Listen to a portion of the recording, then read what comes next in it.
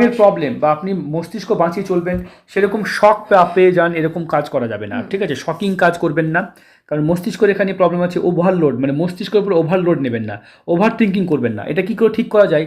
ভাবুন, 1 গ্লাস জল ধরে আছেন, 1 গ্লাস জল আনতে বললাম আপনাকে, নিয়ে এলেন। সেই জলটাকে যদি আপনাকে 1 ঘন্টা ধরিয়ে রাখি ওইভাবেই, 2 ঘন্টা 3 ঘন্টা, আপনার হাতটা হ্যাং হয়ে যাবে। তো 1 গ্লাস জল তো কোনো ব্যাপারই নাই, ইজি, ঠিক আছে?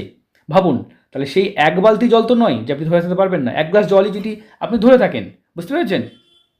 15 মিনিট, 20 মিনিট, 2 ঘন্টা, এবং যদি আমি আপনাকে 5 ঘন্টা ধরে রাখি তাহলে আপনার হাতটা হ্যাং হয়ে যাবে। তাই আমাদের ছোট্ট প্রবলেমও আমাদের ব্রেনকে হ্যাং করে দেয়।